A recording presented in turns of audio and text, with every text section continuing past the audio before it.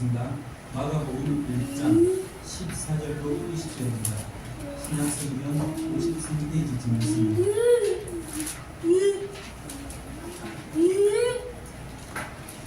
마가복음 1장 14절로 20절 유재민 형제 기도하겠습니다.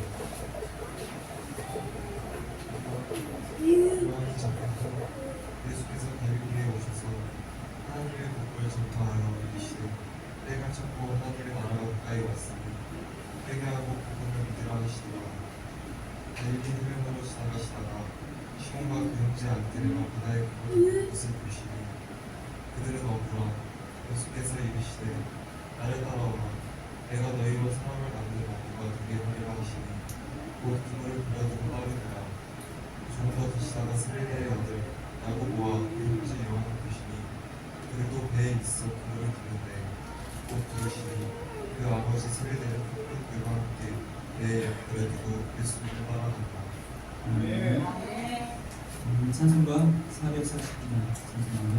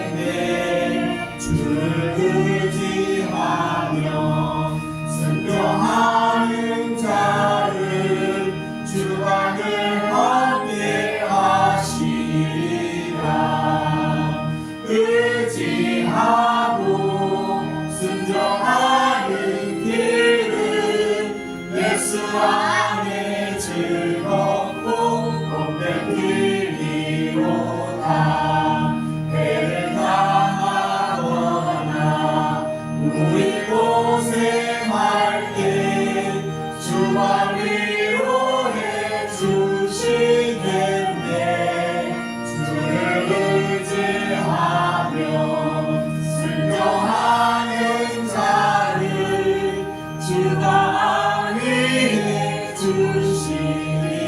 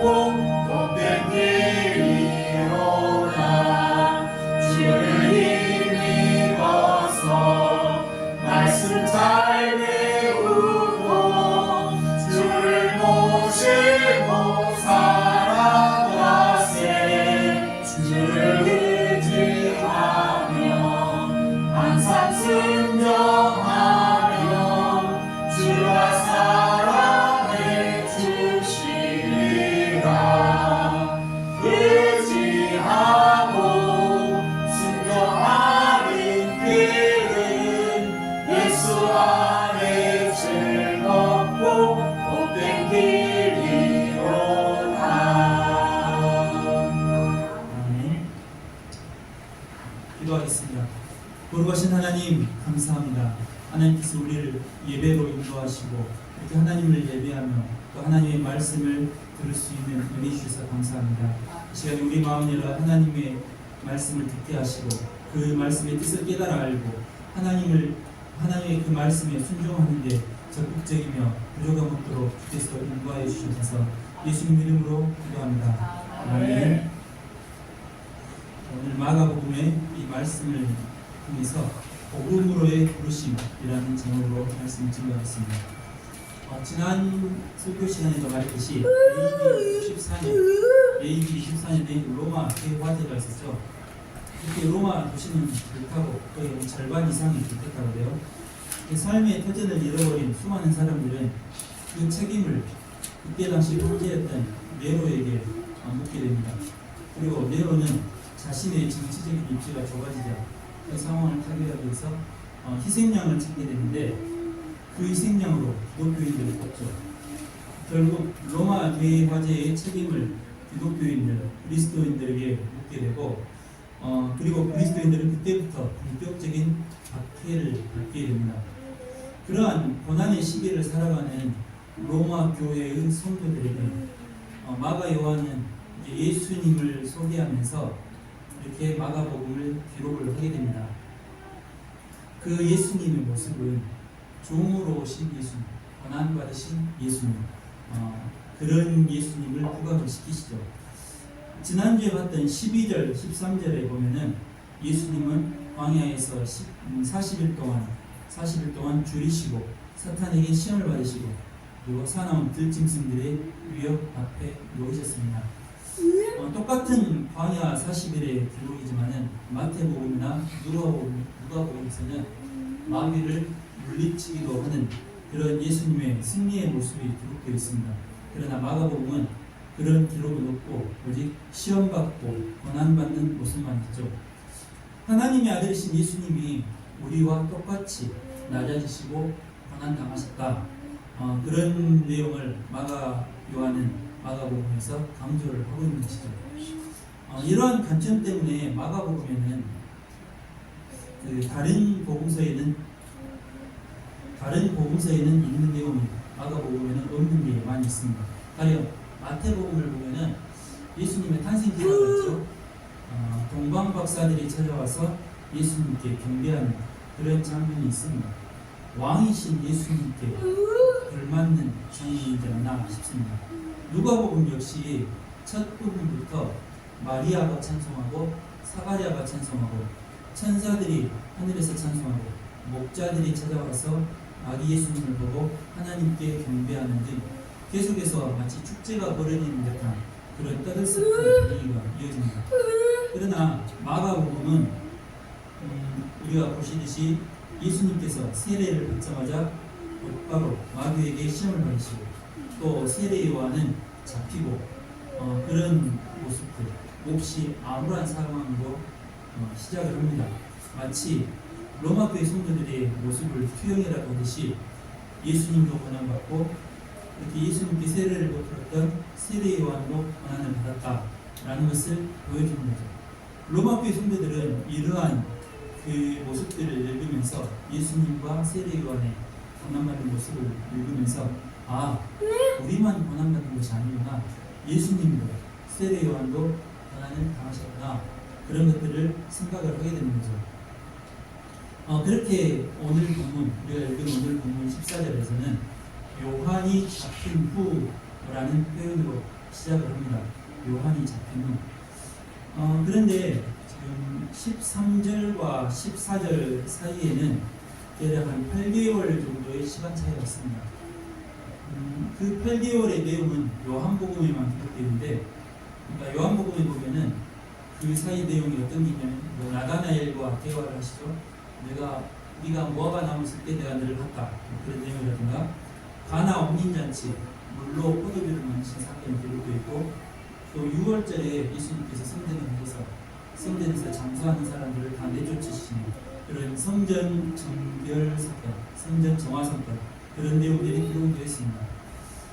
참고로 예수님께서 성전을 이렇게 정화시킨 사건, 장사하는 사람들을 내쫓는 그런 일은 2번이 있죠. 요한복음에는 그 첫 번째가 기록이 되어 있고 다른 복음서에는 예수님께서 잡히시기 직전에 그 성전 정화하는 사건이 기록되어 있습니다. 그러니까 예수님은 그 공생의 사역을 시작할 때 한 번, 끝낼 때쯤에 한 번, 십자가를 지시기 전에 이렇게 총 2번 성전을 정결케 하신 거죠. 어쨌든 요한은 마가복음에 그런 것들을 다 생략을 합니다. 예수님께서 40일 동안 시험 받으시고 곧바로 다음 기사가 요한이 잡히는 내용으로 시작을 하죠. 그렇게 예수님의 공생의 사역이 험난할 것을 예고하는 듯한 그런 모습으로 마가복음에는 기록이 되어 있습니다. 그러나 이런 암울한 상황을 전면에 내세운 마가복음에서는 그러한 암울한 상황에서 슬퍼하거나 낙심하고만 있지는 않죠. 이 암울한 상황 속에서 곧바로 예수님께서 하시는 일은 하나님의 복음을 전하는 모습을 보여주시죠. 그 내용이 15절에 기록되어 있습니다. 15절 말씀 다 같이 읽어보겠습니다. 시작. 이르시되 때가 찼고 하나님의 나라가 가까이 왔으니 회개하고 복음을 믿으라 하시더라. 아멘. 때가 찼고 하나님의 나라가 가까이 왔으니 회개하고 복음을 믿으라. 예수님의 수많은 그 전도의 내용을 함축하고 압축해서 이렇게 기록을 했죠. 마가복음에서는 고통받고 고난받는 성도들에게, 그 로마교회 성도들에게 예수님과 세례 요한의 고난을 보여주면서, 그러면서 제일 먼저 제시한 내용이 힘내라, 잘 될 거야, 그런 위로의 메시지가 아니라 회개하고 복음을 믿으라 라는 메시지를 던집니다. 회개하고 복음을 믿으라. 물론 이 메시지는 예수님께서 갈릴리에서 그 복음을 전하실 때, 전도하실 때 전한 메시지였지만은 동시에 성경에서 그 고난 중에 있는 로마 성도들에게 가장 시급하게 전하고 싶은 메시지이기도 하죠. 동시에 우리에게도 마찬가지고요.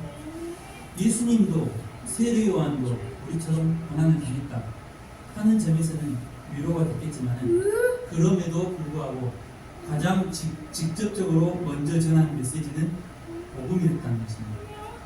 고난이 계속되는 상황에서 다른 것을 계시하지 않고 복음을 전했다라고 하는 것은 놀라운 통찰력을 제공합니다. 상황이 어떠든지 사람에게 가장 중요하고 사람이 가장 우선시되는 것은 복음이다라는 것이죠. 우리가 살다 보면은 아파서 병원에 입원을 하기도 하고, 또 사업에 실패해서 낙심을 하기도 하고, 혹은 자녀 문제가 잘 안 돼서 근심에 쌓이거나 사람들과의 관계에서 상처받기도 하고, 그런 수많은 어려움들이 우리 삶에서 일어나는데, 이 모든 사람들에게 가장 필요한 것은 복음이고, 또 가장 먼저 그들에게 지시해야 할 것도 복음이다 라는 것입니다. 복음은 굉장히 원색적이고 분명하고 확실합니다. 타협하지 않죠. 복음은 타협하지 않고, 혹은 빙 돌려서 말하지 않습니다. 예수님의 이 전도 말씀처럼 때가 찼고 하나님의 나라가 가까이 왔으니 회개하고 복음을 믿으라. 예수님께서 이렇게 분명하게 말씀하셨다는 것을 우리는 기억을 해야 됩니다. 가령 우리가 어떤 사람들에게 전도를 할 때에 최대한 예의를 갖춰서 전도를 해야겠지만은, 그렇다고 해서 상대방이 어떻게 생각할까 하여서 복음을 축소하거나 돌려 말해서는 안 됩니다. 설명하려고 길게 그렇게 할 필요도 없습니다. 복음은 설득이 아닌 선포이죠. 설득이 아닌 선포입니다. 사람의 마음을 설득하시는 분은 성령님이시지 우리가 아닙니다. 우리는 그저 원색적으로 분명하게 복음을 전하면 됩니다. 우리 예수님께서는 복음을 전하시는 그 모습 그대로 제자들을 똑같이 부르십니다. 그리고 제자들 역시 그 부르심에 즉시 응답하는 모습을 오늘 성경에서 보는데요. 우리 17절과 18절 말씀 두 구절을 함께 읽어보겠습니다. 시작. 예수께서 이르시되 나를 따라오라. 내가 너를 사랑하는 곧 그물을 버려두고 따르니라. 아멘. 18절까지 읽었습니다. 예수님께서 제자들을 부르시자마자 곧바로 그리고 그물을 버려두고 예수님을 따랐다고 합니다. 이 모습은 그 베드로와 안드레의 모습인데 그 다음에 야고보와 요한 역시 아버지와 품꾼들 그리고 배를 버려두고 예수님을 따르는 그런 모습을 보여주죠. 처음에 언급했듯이 로마 교회는 큰 어려움에 직면했었죠. 이런 상황에 처한 로마 성도들에게 성경은 구구절절 설명하지 않고 이렇게 기록을 하죠. 예수님은 부르셨고 제자들은 따랐다. 아주 단호하고 명쾌하게 말씀을 합니다. 예수님은 부르셨고 제자들은 따랐다. 더 이상 말이 필요 없는 마치 극약 처방과 같은 그런 간단 명료한 말씀입니다. 두려워하고 회의감에 빠져있는 성도들을 설득하거나 회유하거나 그렇게 하지 않습니다. 15절 말씀처럼 예수님께서는 때가 찼고 하나님의 나라가 가까이 왔으니 회개하고 복음을 믿으라 라고 그렇게 강하게 메시지를 던진 다음에 곧바로 제자들에게 예수님께서 부르셨는데 그 부르심에 즉시 순종하는 제자들의 모습을 보여주죠. 예수님은 불렀고 제자들은 순종했다라는 것입니다. 이글을 읽는 로마의 성도들은 나도 이 제자들처럼 기꺼이 예수님을 따라야지 하고 다짐을 하는 것입니다. 마찬가지로 우리 역시 우리 광주 반석교회 성도님들 역시 예수님의 부르심에 즉시 순종하는 그런 성도님들 되시기를 소원합니다. 그 상황이 어떠하든 혹은 그 때가 어떠하든 사람마다 다르겠죠. 그러나 그 부르심에 주저하거나 망설이지 않고 즉시 순종하는 성도님들 되시기를 소원합니다. 마가복음 이 자체만으로도 굉장히 훌륭한 복음서이죠. 무슨 말이냐면은 가령 어떤 나라에 그 복음이 전해지지 않은 어떤 나라가 있어가지고 그 나라에 우리가 전도하러 들어갔을 때 마가복음만 가지고 가서 전해도 충분하다라는 것입니다. 예수 믿고 복음 받는데 전혀 부족함이 없습니다. 그만큼 마가복음 자체가 그 자체만으로도 훌륭한 복음서인데 그러나 우리에게는 감사하게도 마가복음 외에도 65권의 성경이 들어있죠. 복음서로 치면은 마태복음, 누가복음, 요한복음 이렇게 3권의 복음서가 더 있습니다. 이런 성경들과 비교해서 보면은 마가복음의 뜻이 더욱더 분명해질 것입니다. 그런 의미로 오늘 우리가 읽었던 이 말씀과 병행구절인 마태복음이나 누가복음을 함께 살펴보면 유익할 것 같습니다. 본문의 내용이 마태복음에는 거의 똑같이 기록되어 있습니다. 물론 추가된 부분이 있긴 한데 특정한 말씀들은 마치 보고 뱉은 것처럼 똑같이 기록되어 있죠.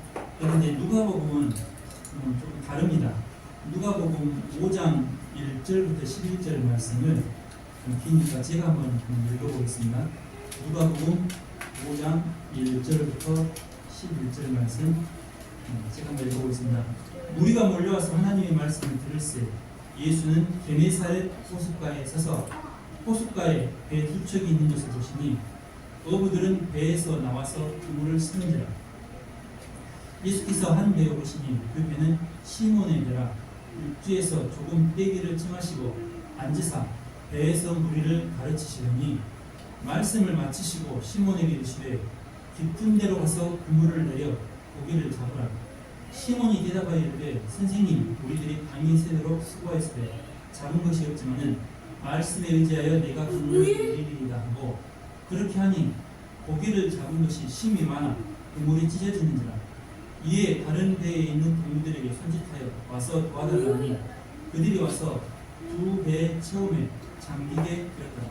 시몬 베드로가 이를 보고 예수의 무릎 아래에 엎드려 이르되 주여 나를 떠나소서 나는 죄인으로소이다 하니 이는 자기 및 자기와 함께 있는 모든 사람이 고기 잡힌 것으로 말미암아 놀라고 세베대의 아들로서 시몬의 동업자인 야고보와 요한도 놀랐습니다.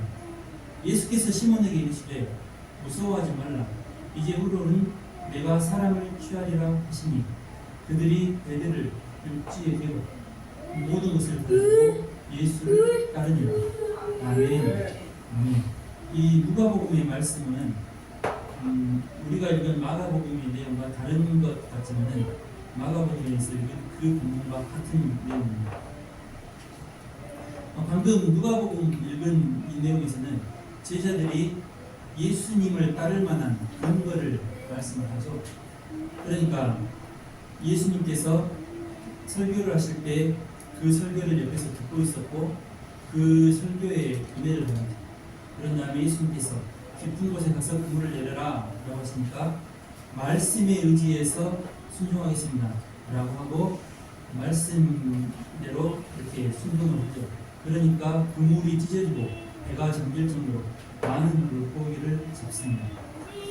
이것을 경험한 제자들은 그 첫 번째 반응이 뭐냐면은 예수님을 즉시 따른 것이 아니라 주여 나를 떠나소서 나는 죄인으로서입니다. 그렇게 엎드리면서 말을 합니다. 이 모습은 그러니까 엎드려서 예수님께 주여 나를 떠나소서 나는 죄인입니다 라고 고백하는 이 모습은 죄인이 거룩하신 하나님을 마주해야 할 때 자연스럽게 나타나는 반응이죠. 죄인들은 하나님 앞에 똑바로 서 있지 못합니다. 이렇게 엎드리는 것은 그나마 잘 버틴 거고 많은 사람들이 마치 기절하듯이 그렇게 되기도 하는데 물론 이때 당시 베드로가 예수님께 이런 말하면서 진짜로 자기를 떠나기를 원해서 한 말은 아니었겠지만은 그래도 마가복음에 기록된 것처럼 아무런 말 없이 그냥 즉시 따른 그런 모습은 아닙니다. 그러나 우리가 읽었듯이 이 마가복음에서는 이러한 과정들이 생략되어 있죠. 설명이 없고 그냥 예수님은 불렀고 제자들은 따랐다라고 기록을 합니다. 요한복음을 보면요, 요한복음에는 이 본문의 내용이 없습니다. 요한복음에서 예수님께서 베드로를 처음 만난 장면을 보면은 예수님께서 세례 받으시는 그 자리에서 그 다음 날 이제 만나게 되는데 예수님께서 베드로와 안드레 형제를 만나시죠. 그리고 베드로를 보면서 처음 하시는 말씀이 네가 요한의 아들 시몬이니 장차 개발하리라 그렇게 말씀을 하십니다. 이게 예수님께서 베드로를 처음 만난 그 장면이 되는데 이 내용은 마가복음을 포함한 마태, 누가복음에는 없습니다. 그러니까 누가복음은 없고 요한복음에만 기록이 되어 있는데 본관복음에는 그러니까 마태, 마가, 누가복음에는 공통적으로 예수님께서 40일 동안 광야에서 시험을 받으신 후에 곧바로 갈릴리에서 복음을 전하신 것처럼 기록이 되어 있습니다. 그러니까 그 요한복음에 기록된 그 8개월 정도의 기록이 없습니다. 그러나 시험 받으신 사건과 갈릴리에서 복음 전한 사이 그 시간 사이는 아까도 말했듯이 8개월 정도 시간차가 있다고 했죠. 그 사이의 기록은 요한복음에만 기록되어 있는데 아까 말했듯이 나다나엘과의 대화, 그 다음에 가나 혼인잔치에서 물로 포도주를 만드신 사건, 그 다음에 6월절에 성전에서 장사하는 사람들을 쫓아내리는 사건, 그 후에는 니고데모와의 밤중의 대화가 기록되어 있고 또 사마리아의 그 우물가에서 만난 사건, 그런 일들이 기록이 되어 있습니다. 이때에도 이미 제자들은 12명 정도는 아니지만 몇 명 정도가 일부들이 5명, 7명 그 정도가 예수님을 이미 따르고 있었죠. 베드로를 포함해서요. 그 후에 8개월 정도가 지나서 이제 갈릴리에 오셔서 제자들을 부르시는 게 오늘 본문이죠. 아마도 이때부터 제자들은 본격적으로 예수님을 따르는 시점이 될 겁니다. 그러니까 이 전까지는 파트타임으로, 그러니까 자기 생업을 이어가면서 물고기도 잡고 하는 그런 직업을 가지고 일을 하면서 틈틈이 예수님을 따랐다가 이렇게 오늘 본문처럼 갈릴리에서 예수님께서 본격적으로 부르신 그때부터 풀타임 사역자가 된 것이죠. 그러니까 오늘 본문에서 예수님께서 제자들을 부르신 이 장면은 그동안은 예수님께서 파트타임으로 제자들이 예수님을 따랐다면은 이제부터는 동고동락하시면서 24시간 같이 지내면서 풀타임으로 나를 따르라 라는 그런 말씀이 되는 거죠. 그러니까 이 마가복음만 보면 마치 이 장면이 예수님께서 그 제자들을 처음 보는 것처럼 그렇게 기록되는데 그러지 않고 이미 8개월 정도 같이 알고 지냈다는 것입니다. 뭐 여담이지만은 예수님께서 이제 풀타임 사역자로 부르실 때 이때 행하신 이적이 그냥 부르시기만 한 게 아니라 이적을 보셨죠.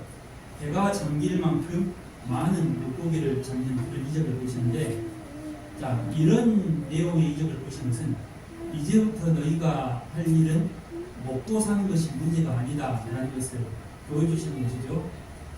그동안 돈벌이 걱정, 그러니까 가족 부양을 어떻게 할 것인가, 뭐 그런 걱정 등으로 자기 일을 하면서 파트타임으로 예수님을 따랐다면은 그 모든 것을 한 번에 해결할 수 있다는 것을 보여주시면서 이제는 전적으로 나를 따라라 라고 그렇게 말씀하시는 거죠.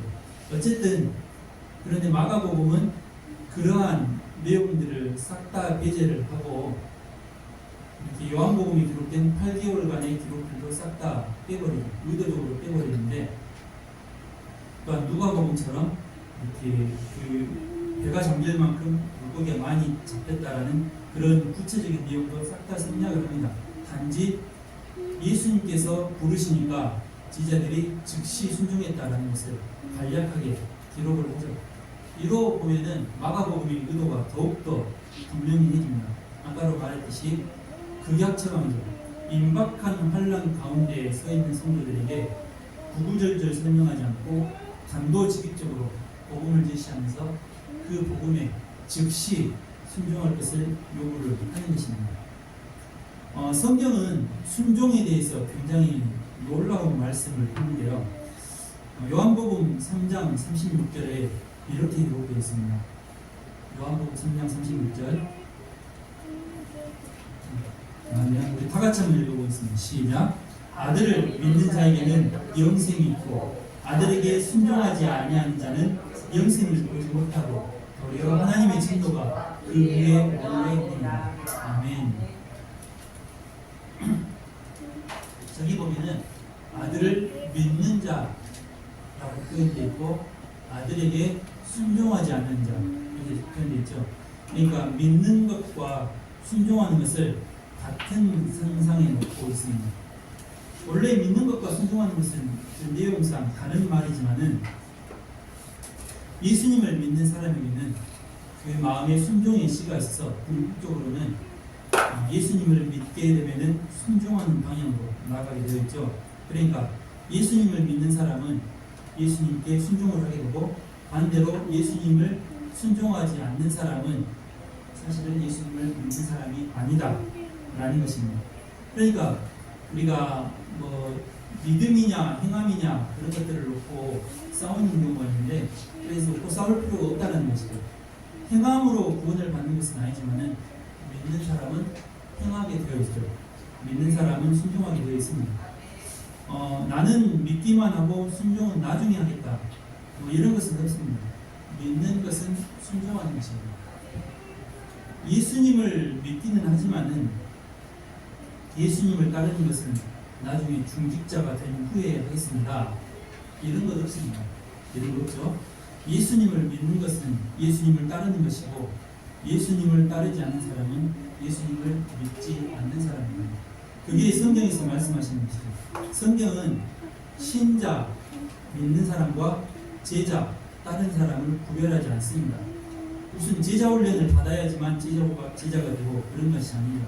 신자는 모두가 예수님을 믿는 그 즉시 제자이고, 뭐 어떤 사람을 표현한 대로 군사이고 선교사이고 그렇습니다. 신자는 모두가 제자이죠. 이 자리에 있는 여러분 모두, 저를 포함한 성도들 모두가 신자이고 제자이고 그렇다는 것입니다. 우리가 이것을 꼭 기억했으면 좋겠습니다. 이 말씀을 마치겠습니다. 우리들의 삶 속에서 꼭 순종하지 않고 있다면은, 순종하고 있지 않다면은 자신의 그 삶의 그 모습들을 점검할 필요가 있죠. 예수 그리스도께 대한 순종, 다른 것이 아닌 예수님에게 대한 하나님의 말씀에 대한 순종, 우리가 그것을 정직하게 하고 있는지 자신을 돌아볼 필요가 있습니다. 우리는 예수님께 대해서는 절대적이고 즉각적인 순종을 해야 합니다. 다음에 하겠습니다. 이런 것은 없죠. 또 그 순종이 그렇게 예수님의 말씀에, 하나님 말씀에 순종하는 것이 비록 나에게 손해가 된다 할지라도 예수님 말씀에 순종을 해야 됩니다. 왜냐하면 지금 당장 손해가 될 것 같아 보이는 그것이 결국에는 나에게 가장 좋은 것이기 때문에 하나님께서 나에게 가장 좋은 것을 주시기 위해 지금 이런 순종을 요구하는 것이기 때문에 우리는 그렇게 해야 되는 것입니다.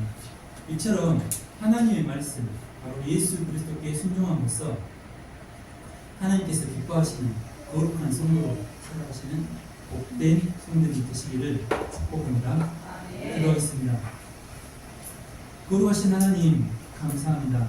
하나님께서 우리를 하나님의 자녀로 삼으시기 위해 예수 그리스도를 보내시고 그렇게 예수 그리스도를 믿게 하심으로써 하나님의 자녀가 되고 하나님의 거룩한 백성이 되게 하심 감사합니다. 그렇게 자녀되고 하나님의 성도된 우리를 단지 신분만 성도가 아닌 우리의 모든 삶 속에서 성도답게 하나님의 백성답게 살아갈 수 있도록 주님께서 매일 순간을 일깨워 주시고 걸음을 인도하여 주시옵소서. 비록 우리가 세상에서는 세상의 그 험한 물결에 넘어지고 실패하고 좌절하는 순간이 있을지라도 그러한 실패와 좌절을 마저도 승리로 바꾸시는 우리 하나님을 소망하며 소원하며 기대하며 그 하나님만 붙들고 따름으로써 우리가 주의 거룩한 제자가 되도록 주께서 이끌어 주시옵소서. 그럼으로써 우리의 모든 삶을 통하여서 우리 하나님만 영광 받으시옵소서. 예수님 이름으로 기도합니다.